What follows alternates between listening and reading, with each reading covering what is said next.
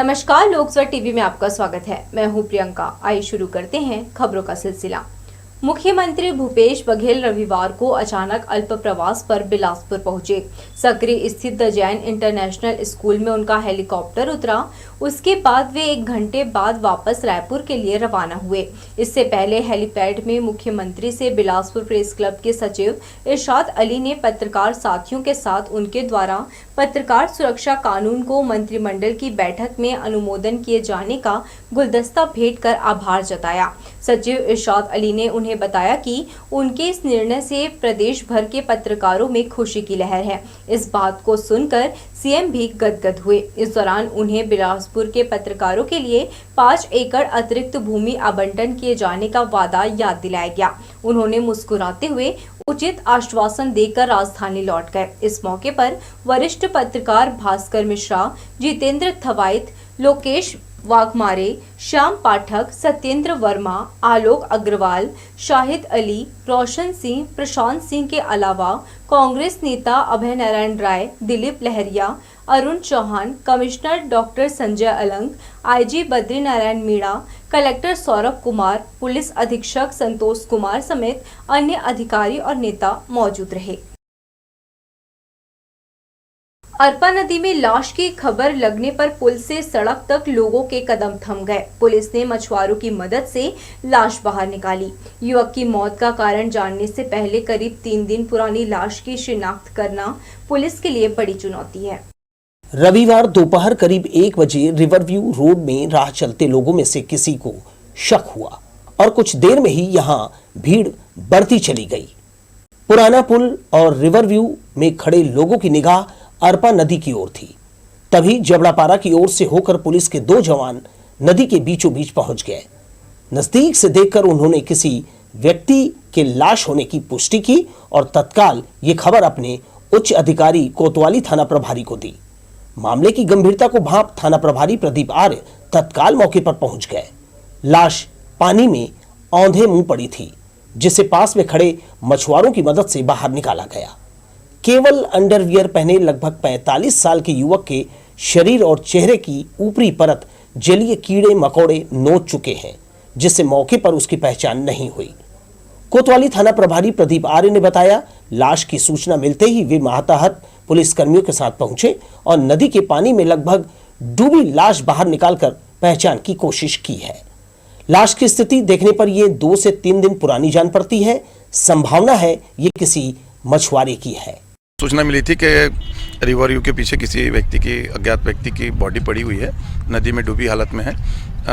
तस्दीक करने पर पता चला कि अभी तस्दीक की है, जिसमें एक बॉडी दिखी है, उसको निकलवा रहे हैं। निकलवाने के बाद अग्रिम कार्रवाई की जा रही है। प्रथम दृष्टिया तो दिख रहा है कोई मछुआरा हो सकता है, क्योंकि जिस हिसाब से उनके बॉडी का जो स्थिति बता रही है, कोई मछुआरा हो सकता है। मछली पकड़ते हुए कोई दुर्घटना का शिकार होना प्रतीत हो रहा है। मामला दुर्घटना का है या फिर हत्या की गई है, इस दिशा में भी पुलिस जांच होगी।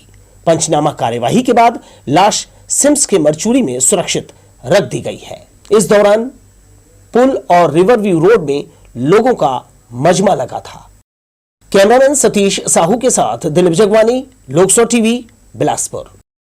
हवाई जन सुविधा संघर्ष समिति ने इंदौर विमान सेवा फिर से बहाल नहीं करने पर बिलासपुर बंद करने अल्टीमेटम दिया है। साथ में देश के उड्डयन मंत्री का पुतला जलाया जाएगा।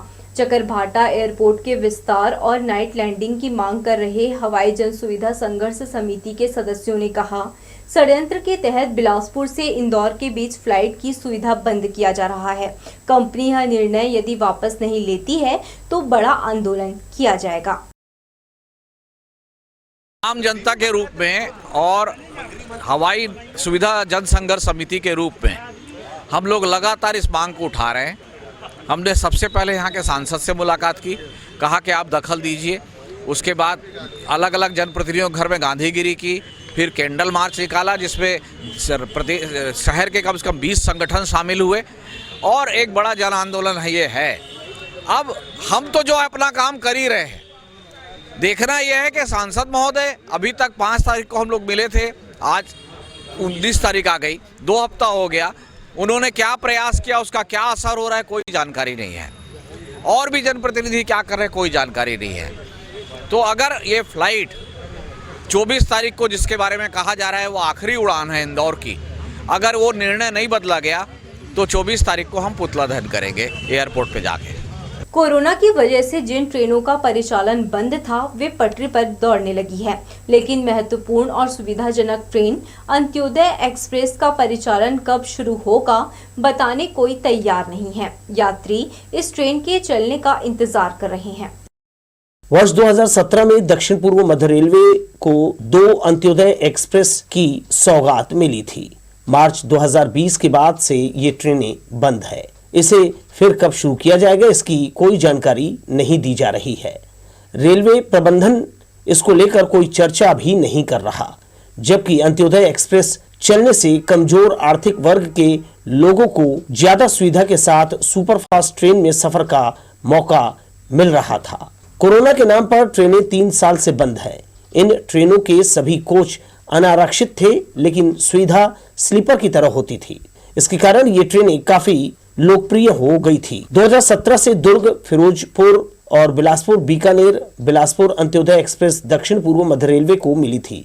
इसी के साथ टाटा नगर, लोकमान्य तिलक टर्मिनल जोन की ये दोनों ट्रेनें अभी तक पटरी पर नहीं लौटी है।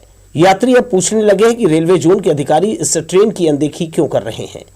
जिस तरह की स्थिति है, इससे यही लग रहा है कि इसकी सुविधा मिलना अब मुश्किल है। अधिकारी इन ट्रेनों को लेकर चर्चा भी नहीं कर रहे।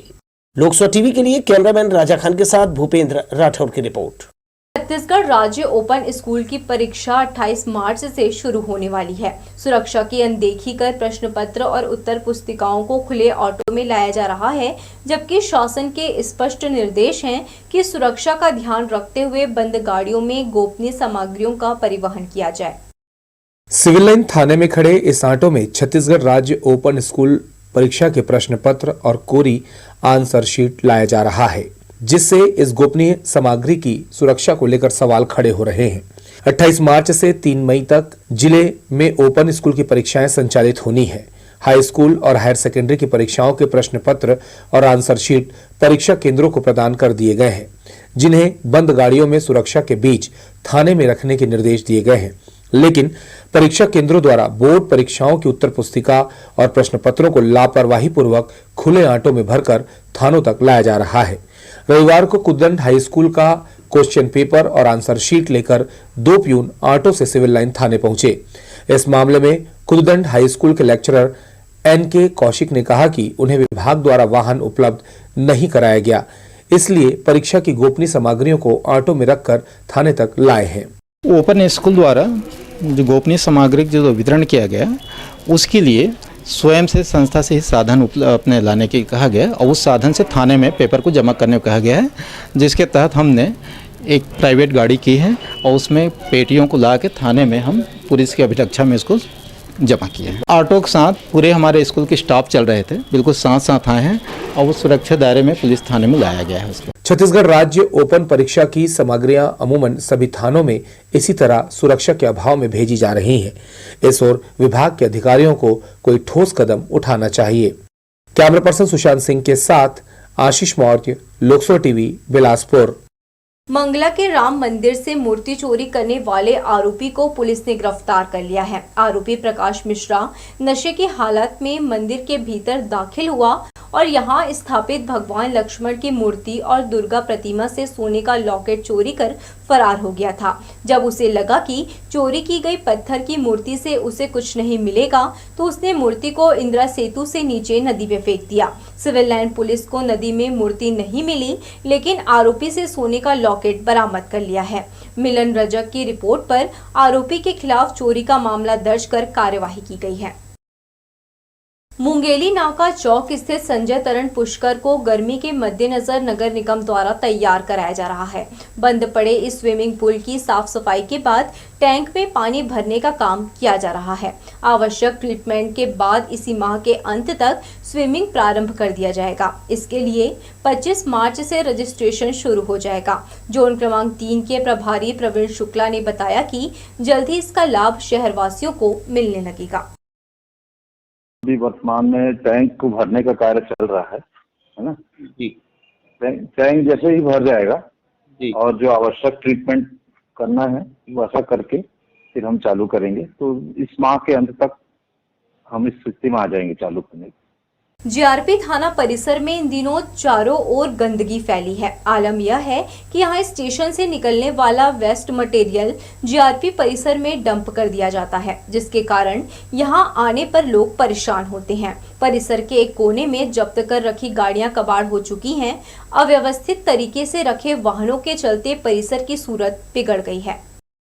आपातकाल में आग बुझाने और आवश्यकता होने पर कॉलोनी और लोगों के घरों तक टैंक के जरिए पानी सप्लाई का प्रमुख केंद्र नगर निगम का 27 खोली स्थित पंप हाउस है। यहां से पानी भरकर टैंकर के जरिए सप्लाई किया जाता है। जिस पाइप से टैंकर में पानी भरा जाता है, उस पाइप का वाल्व महीनों से खराब पड़ा है, जिसके कारण बंद करने के बाद भी पाइप से पानी व्यर्थ बहता है। नगर निगम के पंप हाउस के कर्मचारी और इंजीनियर का इस ओर ध्यान नहीं है। यही कारण है कि हजारों लीटर पानी हर दिन ऐसे ही बर्बाद हो जाता है। सिंधी समाज इस बरस अपने इष्ट देव झूलेलाल और शहीद हेमू कालाणी की जयंती की दोहरी खुशी मनाएगा। इस अवसर पर धार्मिक, सांस्कृतिक और देशभक्ति का संदेश देने सिंधी युवा विंग शोभा यात्रा की तैयारियों में जुटा है। पूज्य सेंट्रल सिंधी पंचायत के मार्गदर्शन और सिंधी सेंट्रल युवा विंग के तत्वाधान में 23 मार्च को शहर में भव्य शोभा यात्रा निकाली जाएगी। समाज के इष्ट देव झूलेलाल अवतरण दिवस और शहीद हेमू कालानी जयंती शताब्दी के अवसर पर यह आयोजन भव्य रहेगा। इसके लिए शहर की सभी सिंधी वार्ड पंचायतों में बैठकों का सिलसिला चल रहा है। युवा विंग के अध्यक्ष अभिषेक विधानी ने बताया, चेट्रीचंड पर्व पर पारंपरिक शोभा यात्रा में इस बरस सजीव झांकियां और धार्मिक संदेश खास होने वाला है। इसे भव्यता प्रदान करने समाज के सभी लोगों को एकजुट किया जा रहा है। हम हर मोहल्ले में हमारे भाई लोग से मिल रहे हैं और उनसे सहयोग मांग रहे हैं, जुलूस में शामिल होकर और अपनी अपनी सेवा संभालिए। तो इस बार जो उत्साह है बच्चों में या बड़ों में, समाज के हर वर्ग में बहुत ज़्यादा उत्साह है। इस बार तैयारियां बहुत अच्छे से चल रही है। हो सकता मतलब इस बार का जुलूस और बहुत अच्छे शानदार भव्य तरीके से निकलने वाला है। शहीद वीर हेमू कालानी जी है, उनके शताब्दी जन्मोत्सव है, तो उस माध्यम से भी हम दे रहे हैं, क्योंकि वो हमारे सिंधी समाज के एक क्रांतिकारी भी रहे हैं और शहीद रहे हैं। देश के लिए उन्होंने अपना पूरा जीवन समर्पित किया। मात्र 19 साल की उम्र में उनको फांसी की सज़ा दी गई, और फांसी की सज़ा देने के लिए भी क्यों दी गई कि उन्होंने अपने साथियों का नाम नहीं बताया जो क्रांतिकारी गतिविधियों में मतलब उसमें शामिल थे, जो आज़ादी की लड़ाई। तो उनके लिए और भी बहुत भव्य तरीके से मनोरंजन, मैसेज वाली झांकियाँ। शोभा यात्रा में शामिल सजीव झांकियों के लिए प्रोफेशनल कलाकार यहां आएंगे। सिंधी संस्कृति और धार्मिक पर्व के साथ शहीद हेमू कालानी जयंती के सुखद संगम को लेकर बिलासपुर का सिंधी समाज उत्साहित है। कैमरामैन सतीश साहू के साथ दिलीप जगवानी, लोकसभा टीवी, बिलासपुर। बिलासपुर रेल मंडल के 19 स्टेशनों में 36 स्वचालित टिकट वेंडिंग मशीन की सुविधा उपलब्ध है। इस मशीन से अनारक्षित टिकट जारी होता है। इस व्यवस्था को लागू किए करीब 5 साल हो गए हैं। बिलासपुर रेलवे स्टेशन के गेट नंबर 3 में 3 ATVM मशीन लगाए गए हैं, मगर इसका संचालन करने वाला यहां कोई नहीं है। पूर्व में इसे निजी हाथों में दिया गया था। बाद में रेलवे से सेवानिवृत्त हो चुके रेलवे कर्मचारियों को अवसर देते हुए इसका संचालन करने की अनुमति दी गई, लेकिन अब इन ATM मशीनों के पास कोई भी व्यक्ति मौजूद नहीं रहता, जिसके कारण यात्रियों को इसका फायदा नहीं मिल रहा है, जिससे टिकट खिड़की पर यात्रियों की भीड़ बढ़ गई है। भगिनी महिला मंडल के द्वारा राजेंद्र नगर के शिशु मंदिर में महिला दिवस और होली मिलन कार्यक्रम का आयोजन किया गया। इस अवसर पर विभिन्न क्षेत्रों में सक्रिय 60 महिलाओं का सम्मान किया गया। भारतीय संस्कृति को आगे बढ़ाने में महिलाओं की भूमिका और महिला सशक्तिकरण विषय पर वरिष्ठ महिला सदस्यों ने अपने विचार व्यक्त किए। सभी गृहिणियाँ जो कि आज हमारे समाज में, घर में, बाहर सभी में सफलता का परचम लहरा रही हैं, उनका आज हम सम्मान करने हेतु यहाँ पे एकत्रित हुए हैं। कितने लोगों का सम्मान? यहाँ लगभग हमने 60 महिलाओं का सम्मान आज किया है, जिसमें सभी महिलाएं जो आज एक अलग ही दुनिया में अपना नाम कमा रही हैं, उन सभी का हम सम्मान कर रहे हैं। बंधवापारा में चंद्रमौली महिला समिति ने महिला दिवस और होली मिलन का आयोजन संयुक्त रूप से किया। कार्यक्रम में महिलाएं बड़ी संख्या में शामिल हुई। संगीत के धुन पर नाचती झूमती महिलाओं ने एक दूसरे को रंग अबीर लगाकर पर्व की बधाई दी। इस अवसर पर समिति के लोगों ने सरकंडा थाने में पदस्थ महिला अधिकारियों का सम्मान किया।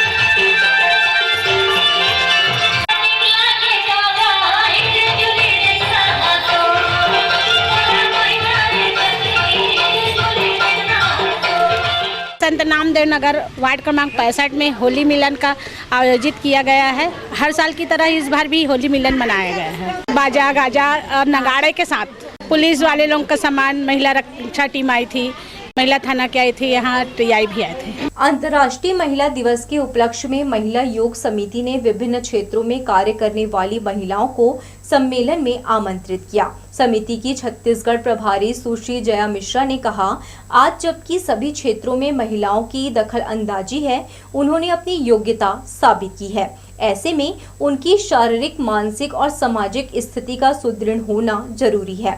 इसके लिए योग समिति ने G20 थीम के तहत विश्व स्तर पर महिला को अवसर मिले, इस ध्येय से सभी को संगठित किया है। खाटू श्याम मंदिर के हॉल में हुए सम्मेलन में सौराष्ट्र विश्वविद्यालय की पूर्व कुलपति प्रोफेसर नीलंबरी दवे की उपस्थिति में 27 जिलों से समिति की महिला सदस्य के अलावा ब्रह्म कुमारी की मंजू बहन, अखिल भारतीय राष्ट्र सेविका समिति की सदस्य सुश्री सुलभा देशपांडे, साधना जगदीशन, विद्या गोवर्धन, आराधना त्रिपाठी समेत सामाजिक क्षेत्र से जुड़े सदस्य शामिल हुए। माँ चाहे स्त्री चाहे तो वो अपनी छवि न केवल अपने क्षेत्र में, जिले में या राज्य में, बल्कि विश्व पटल पर भी अपनी करुणा से, अपने प्रेम से सृजन का संदेश दे सकती है। और ये सृजन नारी करती है, और ये नारी सृजन करते हुए अपने प्रेम से पूरे विश्व को अपनी गोद में समेट सकती है। तो आध्यात्मिक शक्ति बढ़े, प्रेम, करुणा, स्नेह का भाव बढ़े और पूरा विश्व एक परिवार की तरह मिल सके, ये नारी कर सकती है। और इसी संदेश को लेकर के आज हमारे छत्तीसगढ़ राज्य के 27 जिले की बहनें जो तहसीलों तक सेवाएं दे रही हैं पूज्य स्वामी रामदेव जी के मार्गदर्शन में, वो सारी बहनें अपने गुरु चरणों में सेवा के भाव को लेकर यहाँ आई हुई हैं। अभी से नहीं, आदिकाल से इसमें मातृत्व शक्ति का सबसे बड़ा योगदान रहा है। इसलिए वेदों में भी कहा है कि जननी जन्मभूमिश्च स्वर्गादपि गरीयसी। तो जननी जो जन्म देने वाली माँ है और भारत माँ, ये स्वर्ग से महान होती हैं। समाज की सेवा, लोगों की सेवा, जो पीड़ित लोग हैं, रोगों से परेशान हैं, उनकी सेवा पूरा अहर्निश पुरुषार्थ कर रही हैं। तो हम प्रार्थना करते हैं कि ऐसे महिला, और यहाँ छत्तीसगढ़ का नाम भी है छत्तीसगढ़ी महतारी, और वो भी भारत में, एक तो भारत माँ है विश्व की, और उस भारत में भी एक ऐसा राज्य है जिसको छत्तीसगढ़ महतारी के नाम से पुकारा जाता है। तो यहाँ आकर के मेरे को सारे छत्तीसगढ़ी महतारी का दर्शन हुआ। मंगला से लोखंडी तक 3.5 किलोमीटर सड़क के चौड़ीकरण का काम शुरू होने के साथ ही राहगीरों की परेशानी बढ़ गई है। खुदाई के दौरान ठेकेदार ने यहां सुरक्षा का इंतजाम नहीं किया है, जिसके कारण दुर्घटना की आशंका बनी हुई है। मंगला के आसपास दीनदयाल कॉलोनी, अभिषेक नगर, समृद्धि विहार, उषा उपवन, साई नगर समेत दर्जनों कॉलोनियां बस चुकी हैं, जिससे वहां जनसंख्या में तेजी से बढ़ोतरी हुई है। जनसंख्या के लिहाज से सड़क की चौड़ाई कम है, जिसे ध्यान में रखते हुए इस सड़क का चौड़ीकरण का काम इन दिनों कराया जा रहा है। मौके पर मौजूद अधिकारी ने बताया कि 40 फीट की सड़क का निर्माण यहाँ होगा, साथ में दोनों तरफ नाली का काम भी कराया जाएगा। मगर अब यह सड़क राहगीरों के लिए मुसीबत बना हुआ है। दरअसल ठेकेदार द्वारा इस सड़क पर बने पुलियों को तोड़ दिया गया है और नए पुलिया का निर्माण कार्य कराया जा रहा है, लेकिन पुलिया निर्माण के लिए खोदे गए गड्ढे के आसपास किसी भी प्रकार के सुरक्षा का उपाय नहीं किया गया है, जिसके चलते राहगीरों के लिए खतरा बना हुआ है। बड़े बड़े गड्ढे यहां से गुजरने वाले वाहन चालकों के लिए परेशानी का कारण बन गया है। इसके साथ ही रात के अंधेरे में यहां से चलना दूभर हो जाता है। ना तो यहां रेडियम लगाया है और ना ही खतरे का कोई निशान अंकित किया गया है। वार्ड पार्षद की माने तो ठेकेदार सड़क की चौड़ाई को भी कम कर रहा है। इसके साथ ही जिन जगहों पर गड्ढे हैं वहां किसी भी प्रकार की सुरक्षा का उपाय नहीं किया गया है। इस मार्ग में रोजाना करीब 2000 वाहन गुजरते हैं। इस हिसाब से सड़क का चौड़ीकरण कराना बहुत ज्यादा जरूरी है, लेकिन कार्य शुरू होते ही राहगीरों को परेशानी का सामना करना पड़ रहा है। बड़े बड़े गड्ढों के बगल से होकर राहगीरों को यहां से गुजरना पड़ रहा है, जिसके चलते आसपास के रहवासियों में खासा आक्रोश ठेकेदार के प्रति देखने को मिल रहा है। कैमरा पर्सन राजा खान के साथ Bhupendra Singh Rathore, Lok Sabha TV, Bilaspur. Social media में फोटो वायरल करने की धमकी देकर युवती को परेशान करने वाले आरोपी को सरकंडा पुलिस ने गिरफ्तार किया है। आरोपी नियाज खान मूलतः बैकुंठपुर का रहने वाला है, जिसकी बीते 4 साल से सरकंडा थाना क्षेत्र निवासी युवती से जान पहचान थी। फोन पर दोनों की बातचीत होती थी। पीड़िता का आरोप है कि नियाज खान के पास उसकी कई निजी तस्वीरें हैं, जिसे लेकर वह उससे शादी करने का दबाव बना रहा था। इनकार करने पर तस्वीरें सोशल मीडिया में वायरल करने की धमकी दे रहा था। मई 2021 में दर्ज मामले में सरकंडा पुलिस ने आरोपी को गिरफ्तार किया है। समाज सेवी और युवा उद्योगपति प्रवीण झा के जन्मदिन के अवसर पर बिलासपुर शहर और आसपास के सिनेमा प्रेमियों को भोजपुरी सिनेमा के पावर स्टार कहे जाने वाले पवन सिंह और भोजपुरी नायिका अंजना सिंह के गीत और नृत्य ने लोगों को खूब झुमाया। शनिवार की शाम सरकंडा स्थित जिला खेल परिसर में आयोजित भव्य कार्यक्रम में अतिथि के रूप में बिल्हा विधायक धर्मलाल कौशिक, बिलासपुर विधायक शैलेश पांडे, लोरमी विधायक धर्मजीत सिंह, तखतपुर विधायक रश्मि सिंह, बेलतरा विधायक रजनीश सिंह, पर्यटन मंडल अध्यक्ष अटल श्रीवास्तव, अरपा बेसिन उपाध्यक्ष अभय नारायण राय सहित विभिन्न क्षेत्रों के जनप्रतिनिधि और सामाजिक गणमान्य नागरिकों के अलावा बड़ी संख्या में दर्शक मौजूद रहे। इस दौरान यहां फूलों की जमकर होली भी खेली गई। अतिथियों ने प्रवीण झा को जन्मदिन की बधाई देकर कार्यक्रम का लुत्फ उठाया। इस दौरान कलाकारों ने एक से बढ़कर एक प्रस्तुति देकर लोगों का दिल जीत लिया। छत्तीसगढ़ में मुझे लग रहा है कि अब ये रायपुर और भी कहीं कहीं अभी हम लोग बिलासपुर में आए हैं। लगातार मुझे लग रहा है 3-4 इवेंट में इस साइड किया। जो प्यार मिल रहा है और एक कलाकार किसी भी मंच पे चढ़ता है उससे प्यार मिलता है तो बहुत अच्छा लगता है। बहुत ही अच्छा है, बहुत ही वार्म वेलकम हुआ और भोजपुरी के प्रति इतना सारा प्यार देख के ऑडियंस का, पब्लिक का बहुत अच्छा लग रहा है। तो हमारे बीच में देश के सबसे बड़े भोजपुरी स्टार और देश के स्टार बिलासपुर में आए हैं। ये बिलासपुर वासियों के लिए बहुत हर्ष का विषय है। इनके दर्शन के लिए लोग बहुत लंबी कतार रहती है और उनके गाने सुनने के लिए कितने लोग घायल होने के लिए तैयार रहते हैं। और हम लोग से बिलासपुर वासियों की अपेक्षा है इतने बड़े कलाकार का हम लोग सुनेंगे और आनंद उठाएंगे।